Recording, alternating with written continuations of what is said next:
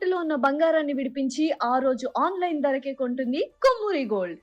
నమస్తే, welcome to Suman TV. నేను పద్మిని. ప్రస్తుతంతో పాటు ప్రముఖ ఆధ్యాత్మికవేత్త, వాస్తు జ్యోతిష పండితులు, లలిత ఉపాసకులు, వాస్తు జ్యోతిష శిక్షణ నిపుణులు బ్రహ్మశ్రీ నానాజీ పట్నాయక్ గారు మనతో పాటు ఉన్నారు. మాట్లాడదాం. సార్ నమస్తే. సార్ శ్రీమాత్రే నమః.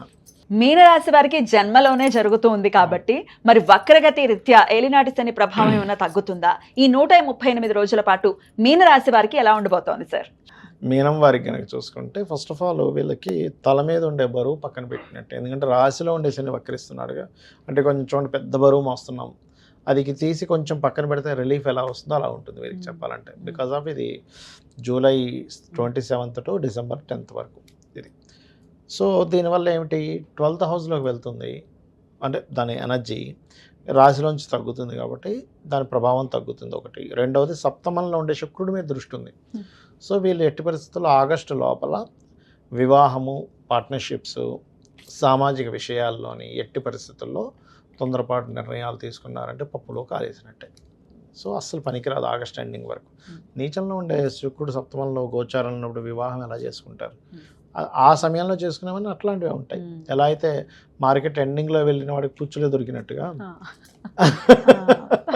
అందరూ ఏడేసుకుంటారు కదండి, మంచి అయిపోతాయి కదా. అట్లా ఏంటంటే సప్తమంలో ఒక మంచి ప్లానెట్ ఉన్నప్పుడే మీరు వివాహం ప్లాన్ చేసుకోవాలి.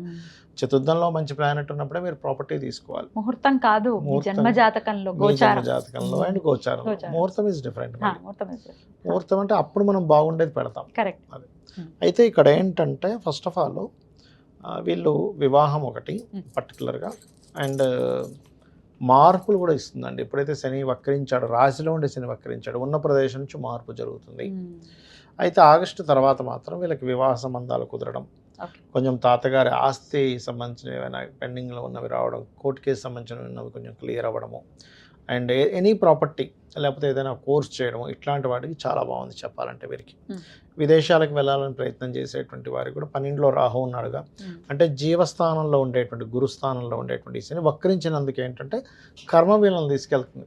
అంటే అట్లాగా వీళ్ళు ఏ ప్రయత్నం చేయకపోయినా కొంతమంది అంటుంటారు, ఏమంటే నేనేమీ అసలు ప్రయత్నమే చేయలేదు కానీ మా వాళ్ళు నన్ను పంపించేసారు, పంపించేసి వాళ్ళకి ఒకటే స్కోప్ ఉంది, దాన్ని పంపిస్తే బెటర్ అనుకుంటారు, పంపించేస్తారు. ఆయన ఏ ప్రయత్నం చేయడు. అట్లా కొన్నిసార్లు వాళ్ళకి కలిసి వస్తూ ఉంటుంది ఆ రకంగా. వీళ్ళు ఎక్కువగా కొంచెం దక్షిణామూర్తి ఆరాధన అండ్ అదేవిధంగా రాజరాజేశ్వరి అమ్మవారి ఆరాధన చేయడం మంచిది. Right sir. ఒక రిలీఫ్ అయితే ఉంటుందని చెప్పారు. ఖచ్చితంగా. ఆరోగ్యం ఎలా ఉంటుంది? ఆరోగ్యం విషయంగా చూసుకుంటే రవి స్థానంలో కేతు ఉన్నాడు కాబట్టి వీళ్ళు కొంచెం డైజెస్టివ్ ఇష్యూస్, కొంచెం హార్ట్ రిలేటెడ్ ఇష్యూస్ కూడా కొంచెం వెయిట్ చేయడము, కొంచెం గుండెల్లో మంట రావడం కొంచెం చూసుకోవాలి చెప్పాలంటే వీరికి. Right sir. మరి అన్ని విషయాల్లో ఆల్రెడీ మంచి ఫలితమే ఉండబోతోంది, కొంత రిలీఫ్ ఉంటుంది అని చెప్తున్నారు. అయినప్పటికీ అన్ని విషయాల్లో సానుకూలమైనటువంటి ఫలితాలు రావడం కోసం శనికి సంబంధించి ఎటువంటి పరిహారాలు చేసుకోవాలో ఇప్పుడు తెలుసుకుందాం. ఫస్ట్ ఆఫ్ ఆల్ ఏంటంటే పరిహారము అనేటువంటిది ఏంటంటే ఎప్పుడు కూడా శనికి సంబంధించినటువంటిది నువ్వులు దానంగా ఇవ్వడం.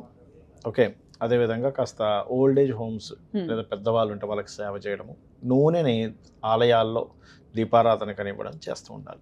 అయితే ఇది శని మనకిప్పుడు గోచారంలో వక్రిస్తున్నాడు, కానీ వాళ్ళ పర్సనల్ చార్ట్స్లో కూడా ఒక గ్రహం వక్రించినందుకు భృగునందనాడి అనేటువంటి దాంట్లో ఒక విషయం చెప్పారు. అది పెండింగ్ కర్మ అంటాం దాన్ని మనం. ఏ గ్రహం వక్రించినా అది పెండింగ్ కర్మ.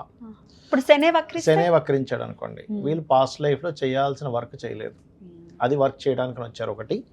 రెండవది వీళ్ళు ఉన్న ప్రదేశం నుంచి మారితే వీళ్ళ కెరీర్ బాగుంటుందని కూడా అర్థం. అయితే ఇట్స్ డిపెండ్ ఆన్ శని. ఇప్పుడు వాళ్ళ పర్సనల్ చార్ట్లో పలానా దగ్గర వక్రించారు, ఆ వెనక రాశి నుంచి 159లో ఏ గ్రహాలు ఉన్నాయో చూడాలి. దాన్ని బట్టి వాళ్ళు ప్లేస్ మారడం వల్ల అభివృద్ధి ఉంటుందా ఉండదా అనేది తెలుస్తుంది. ఇంకోటి ఏంటి, డ్యూయల్ సైన్ వైపు వెళ్తుంటే రెండు జాబ్స్ చేస్తారని అట్లా చెప్పొచ్చు, ఎందుకంటే కర్మ 2 ప్లేసెస్కి ఆక్యుపై చేస్తున్నాడు కదా అట్లా. అదేవిధంగా జీవుడు వక్రించాడు అనుకోండి, వీళ్ళు ధర్మకార్యాలు కొన్ని పెండింగ్ ఉన్నాయి పూర్వజన్మల్లో, అంటే గురువు ధర్మకార్యాలు, జ్ఞాన సంబంధించినవి, లేకపోతే కొంతమంది చూడండి గుళ్ళు కట్టిస్తూ ఉంటారు, తీర్థయాత్రలకు వెళ్తూ ఉంటారు, దేవత వాటి దగ్గరికి అక్కడ సేవలు చేస్తూ ఉంటారు. ఇప్పుడు కొంతమంది పూజారులు ఉన్నారు, లేకపోతే వీళ్ళు ఉన్నారు దేవతా సంబంధించిన అదే టెంపుల్స్లో, వాళ్ళందరూ కూడా పాస్ట్ లైఫ్లో కొంత కర్మ బ్యాలెన్స్ ఉంది వారికి, లేకపోతే అంత ఈజీగా రాదు అది. అదేవిధంగా కొంత ఉపాసనలు చేసేవారు, అవన్నీ కూడా జూపిటర్ వక్రించినందుకు వాళ్ళు చేస్తే క్లియర్ అవుతుంది అర్థం. అలాగే మెర్క్యూరీ రిట్రో అనుకోండి, వీళ్ళు నాలెడ్జ్ షేరింగ్ చేయాలి, నాలెడ్జ్ షేర్ చేస్తేనే వీళ్ళకి ఈ జన్మ క్లియర్ అవుతుంది, అదర్వైజ్ అవ్వదు. మీరు గమనించవచ్చు, ఇవి చేస్తూ ఉంటే వీళ్ళ లైఫ్లో అభివృద్ధి కూడా ఉంటుంది. అంటే వీళ్ళు అలుపు పెరగకుండా వర్క్ చేస్తున్నారు శని వక్రగతి వాళ్ళకి బాగుంటుంది లైఫ్. అదేవిధంగా దేవతా క్షేత్రాలు వెళ్ళడం చేస్తున్నారు, వీళ్ళ లైఫ్ అక్కడ నుంచి స్టార్ట్ అవుతుంది బాగుండడం అనేది. నాలెడ్జ్ ఎంత షేర్ చేస్తూ ఉంటే ప్లస్ అవుతూ ఉంటాడు. ఎందుకంటే కుజుడైతే భూములకు సంబంధించింది, అన్నదమ్ములకు సంబంధించింది అమ్మ. అంటే ఇప్పుడు కొన్నిసార్లు భూముల్ని వదిలేయాల్సి వస్తుంది, వదిలేయాలి వదిలేసారు. అంటే వక్రించి కేతువుతో కనెక్ట్ అవుతే ఖచ్చితంగా వదిలేయాలి. వక్రించి శుభగ్రహంతో కనెక్ట్ అయితే ఏంటంటే వాళ్ళు వేరే ప్రదేశకి వెళ్ళడం ద్వారా భూములు సంపాదిస్తారు. 100 ప్లేసులు సంపాదించలేరు, మీరు ప్లేస్ మారండి, అక్కడ మీరు బీభత్సంగా భూములు సంపాదిస్తారని చెప్పొచ్చు. అలా అలాగే శుక్రుడు అనుకోండి, వీళ్ళకి జనరల్గా ఏమవుతుంది అంటే ఎవరికైనా శుక్రుడు వక్రించాడు అంటే వివాహం విషయంలో సంబంధాలు చూసేటప్పుడు దగ్గర దాకా వచ్చి మిస్ అవ్వడం ఖచ్చితంగా జరుగుతుంది. అందులో పర్టికులర్గా 7th హౌస్లో కనుక శుక్రుడు వక్రిస్తే ఇంకా ఖచ్చితంగా జరుగుతుంది. 7th హౌస్లో ఏదైనా గ్రహం వక్రిస్తే వాళ్ళకి సంబంధం ఓకే అనేట్టు ఓకే వెనక్కి వెళ్ళడం జరుగుతూ ఉంటాయి. అదొక రకంగా దోషం పోయినట్టు అలా జరిగిందంటే వివాహానికి ముందు. అలాగే వీళ్ళకి లగ్జరీ ఫైనాన్స్ సంపాదన లగ్జరీ అంతా కూడా వేరే ప్రదేశానికి వెళ్ళడం వల్ల బాగుంటుందని కూడా చెప్పొచ్చు. అయితే ఇక్కడ ఏంటంటే అది స్త్రీ జాతకం అనుకోండి, ఇంకా ఖచ్చితంగా స్త్రీమూర్తికి మార్పు వల్ల బాగుంటుందని చెప్పాలి. కాకపోతే ఇక్కడ ఏంటంటే ఎప్పుడైనా ఏదైనా గ్రహం వక్రించినప్పుడు, ఉదాహరణకి ఇప్పుడు వృషభంలో ఉండి శని వక్రించాడు, అప్పుడు నీచం వైపు వెళ్తుంది. అదే వృశ్చికంలో ఉండి వక్రించాడు, ఉచ్చం వైపు వెళ్తుంది. అంటే అది ఏ స్థానంలోకి వెళ్తుంది ఈజ్ మోస్ట్ ఇంపార్టెంట్. అంటే అది ఉచ్చమా నీచమా, ఫ్రెండ్లీ సైన్లోకి వెళ్తుందా, ఎనిమీ సైన్లోకి వెళ్తుందా, న్యూట్రల్గా ఉండే సైన్లోకి వెళ్తుందా ఈజ్ మోస్ట్ ఇంపార్టెంట్. రెండో విషయం ఏంటంటే అది వక్రించినప్పుడు అక్కడి నుంచి 159, అంటే ఉదాహరణకి మిథునంలో ఉండగా వక్రించింది, అప్పుడు అది వృషభం వైపు వస్తూ ఉంటుంది. వృషభము, కన్య, మన మకరము, కన్య, ఈ 3 రాసుల్లో ఏ ప్లానెట్స్ ఉన్నాయనే దాని మీద ఆధారపడుతుంది దాని రిజల్ట్ అనేది. చాలా పెద్ద క్యాలిక్యులేషన్, చాలా క్యాలిక్యులేషన్. కానీ మీకు దానివల్ల రిజల్ట్ ఖచ్చితంగా మీరు అది పాటించడం వల్ల మీకు రిజల్ట్ వస్తుందమ్మా.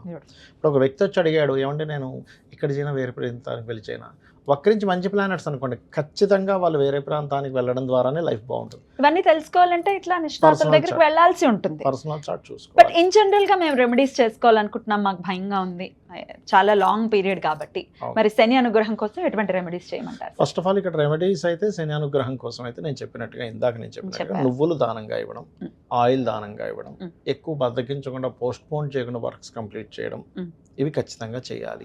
ఎప్పుడెప్పుడు దానం ఇవ్వమంటారు? శనివారాలు ఇవ్వాలమ్మా ఒకటి. రెండవది శని వక్రగతి ఉంది అంటే ఫస్ట్ ఆఫ్ ఆల్ వాళ్ళు అర్థం చేసుకోవాల్సింది, వాళ్ళ కిందన పనిచేసే వాళ్ళని ఎక్కడా కూడా హీనంగా చేయకూడదు. ఎందుకంటే వాళ్ళకి సేవ చేయడానికి పుట్టాడు ఈయన. మళ్ళీ సమ్ వర్క్, ఇంకా పోయిన జన్మలో మనకు మంచి జాబ్ ఇచ్చాడు బాస్, కానీ మనం ఏదో తూతూ మంత్రంలా చేసి వెళ్ళిపోతున్నాం, అదంతా కూడా పెండింగ్ వర్క్, మళ్ళీ పెండింగ్ కర్మ. ఇప్పుడు అనుకుంటా ఏముందిలే బాస్ చూడట్లేదు, ఇక్కడ సీసీ క్యామ్స్ లేవు, మనం వాడిందే ఆట పాడిందే పాట అనుకుంటే కాదు. అది ఎవ్రీథింగ్ ఈజ్ కౌంట్స్. ప్రతిదీ మీకు చూసేవాడు ఒకడు ఉన్నాడు, ఒకటేంటి 5 ఉన్నారు. 5 కెమెరాలు పెట్టాడు ఆ ఒక్కడు. ఆ ఒక్కడు 5 కెమెరాలు పెట్టాడు అనమాట. సూర్యుడు, చంద్రుడు, కంటి దగ్గర ఉండే దేవతలు, చెవుల దగ్గర ఉండే దేవతలు అని కొంతమంది ఉంటారు. వీళ్ళందరూ కలిసి 5 రికార్డులు ఒకటే అయి ఉండాలి. మళ్ళీ రాసి వీడియోలు తీసి పెడతారు. వీడియో చూపిస్తారు, నేను చేయలేదండి, ఇక్కడ చేసింది నువ్వు కాదా. ఇక దేవతారాధన, అమ్మవారి ఆరాధన కానీ లేకపోతే ఏ ఆరాధన కొంచెం మంచి ఫలితం ఇస్తుంది? ఎప్పుడైనా శని ఈ కలియుగ దైవం వెంకటేశ్వర స్వామి ఆరాధన అయితే పంచమాధిపతిని బట్టి ఏ ఆరాధన అనేది చెప్పాలి, 9వ అధిపతిని బట్టి ఏ క్షేత్రం అనేటువంటి చెప్పాలి. దాన్ని బట్టి వాళ్ళ పర్సనల్ చార్ట్ లో 9th లార్డ్ 5th లార్డ్ చూసుకోవాలి. రైట్ సార్, చాలా అద్భుతంగా తెలియజేశారు సార్. భయపడాల్సిన అవసరం లేదు, మన నడవడిక బాగుంటే ఖచ్చితంగా ఆయన మంచి రిజల్ట్స్ ఇస్తాడు. అంతే కదా, ఇప్పుడు నడవడిక అంటే ధర్మము. ఇప్పుడు లలితాసహస్రనామాల్లో ధర్మాధ్యక్ష, ధనాధ్యక్ష, ధనధాన్య విబద్ధిని అంటుంది. అంటే ధర్మానికి అధ్యక్షురాలు. ధర్మానికి అధ్యక్షురాలు అయినప్పుడు ఆ ధర్మంగా ఉంటే అమ్మవారే ఓకే వీడు ధర్మంగా ఉన్నాడు రా అని చెప్పి ఆవిడే ధనం ఇచ్చేది. ఖచ్చితంగా. అద్భుతం సార్, చాలా వివరంగా మాకు తెలియజేసినందుకు కృతజ్ఞతలు సార్. నమస్తే. శ్రీమాత్రే నమః.